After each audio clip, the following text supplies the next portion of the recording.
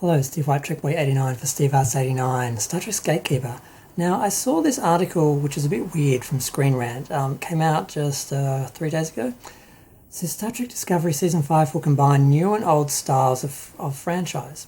Exclusive Star Trek Discovery director, oh no, I can't pronounce that, Olanti Osanami, says Season 5 will combine both new and old elements from the iconic franchise. I'm sorry for butchering that name, I'm not going to try and say it again. Season 5 of Star Trek Discovery will combine both old and new elements of the storied franchise. Season 4 of Discovery just concluded its bold new arc on Paramount+. The show is the flagship among a handful of other Star Trek series on the streaming platform, including Picard, Strange New Worlds, Lower Decks, Prodigy, blah, blah, blah. Now, I think I've saved them in the wrong order. Sorry. Reading pages I saved.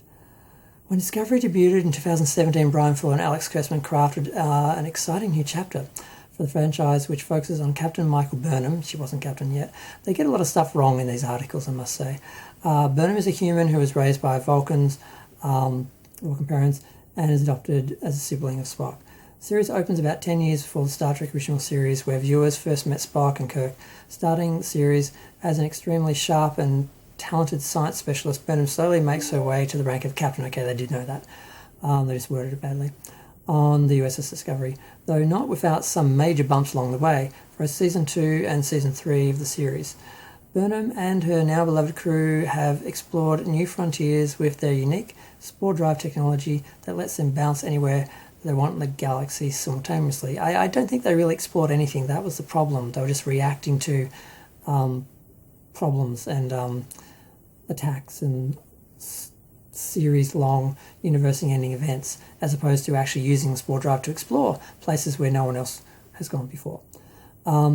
Discovery's species 10C, finally breaks Star Trek's alien rule. Now, that didn't make any sense. In an exclusive interview with ScreenRant, the director and producer reveals, and this is just, they act like this is the director and producer of the whole show.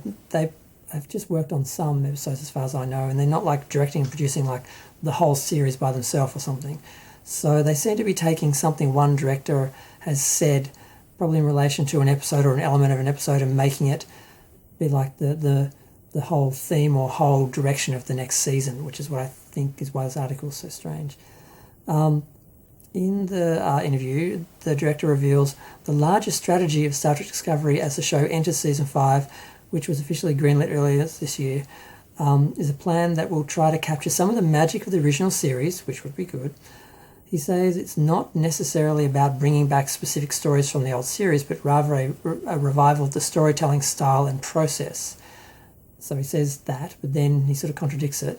He hints that it will involve scenes from the past, likely flashbacks, and how they inform future events. They didn't really use a lot of flashbacks in the original Star Trek as part of the storytelling style and process, so he contradicts himself right away with that.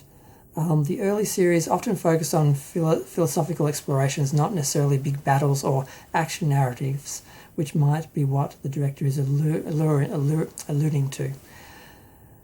And his full answer, which was the one I ended up coming to before when it should have been after that.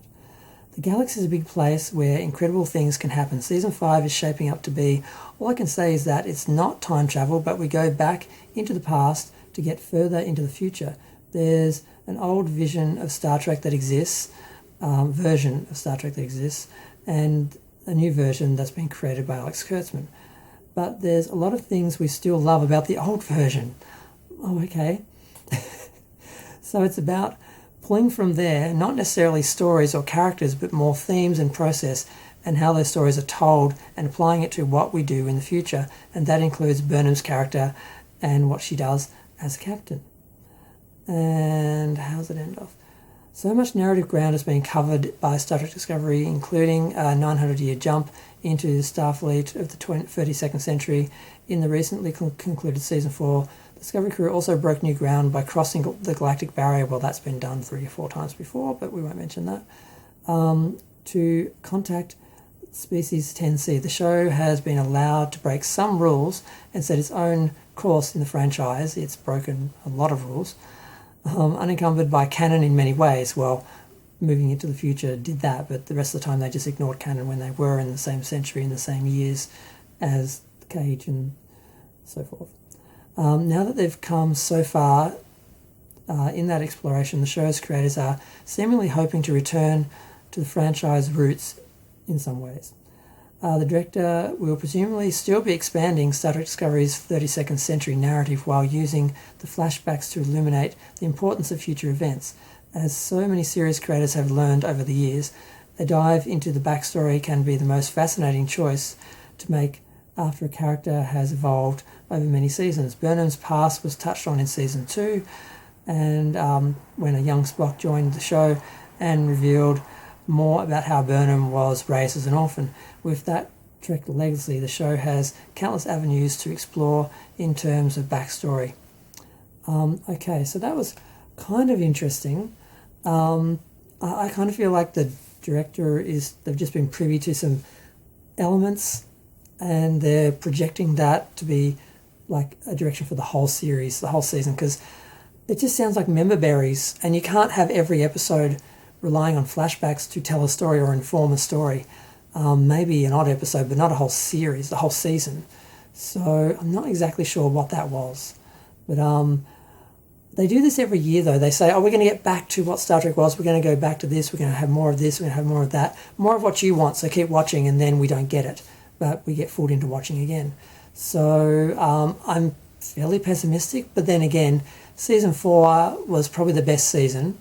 It was certainly better than Season 1 and 3, and better than Season 2, although I like seeing Pike and the Enterprise. Season 4 still had more separate stories and more of it just felt more like Star Trek. And particularly the last part of the story felt very much like Star Trek Motion Picture, which I liked. Some people were complaining it was boring. And the problem with the last episode was they ended the story about 15 minutes before the episode ended. So there was about 15 minutes, I was just waiting for something to happen. And they were just tying up loose ends and really taking their time to do it, and everyone was relaxed and happy and chilling and going on holiday and having big parties and hugging. And I'm like, why are we still here? What's going to happen? And nothing happened except we saw Stacey Abrams as the president. And I knew the president of the United Earth was they were going to join the Federation again, and the president would be a black lady. I just didn't realise it was going to be a real life politician playing the part. But it wasn't really. I'm like, yeah. So the point is, the season got better. It felt more like Star Trek. And now that they've restored the Federation and they're free of canon, they've got no excuse not to just go exploring and finding new aliens and new situations and new problems, not just some bad guy attacking them and they have to spend 10 episodes, saving the Earth from something again. I'd like something a bit more interesting, more complicated, and that's why I liked the end of this season, because the 10C aliens were different, and the way that they did connect with them was different. And at the end of the day, they just communicated with them and said, can you stop killing us? And like, we had no idea of your reality, your species, how you worked. We're so sorry. Yes, that's fine. And everyone lived happily ever after. It's okay to have stories end like that. It doesn't have to be some big war. It doesn't have to be a battle. It doesn't have to be people have to die. I don't think Tarka did, because you could say, well, Tarka did, but I think he beamed himself out somewhere. I don't think he blew up when the ship did. But yeah, so I thought that was an interesting article, because I couldn't work out if this person was not communicating something they are doing well, or whether they were just projecting something that was an element of one episode or maybe one story and sort of making it like the whole season, or what was going to affect, or I don't know. I wasn't really sure what that was, but I thought it was interesting enough to read and talk about, and I want to know what other people think. So yeah, feel free to share, like, comments, subscribe, let me know what you think. Do you think this is just a story arc, an element of a story arc, or a couple of episodes that are going to relate to some event and they're going to flash back to it? Or is this going to be, they're going to find some way to make this be a theme or an element for the whole season of 10 episodes in some relation to the story? I don't know. I'm going to go. Thanks. Bye.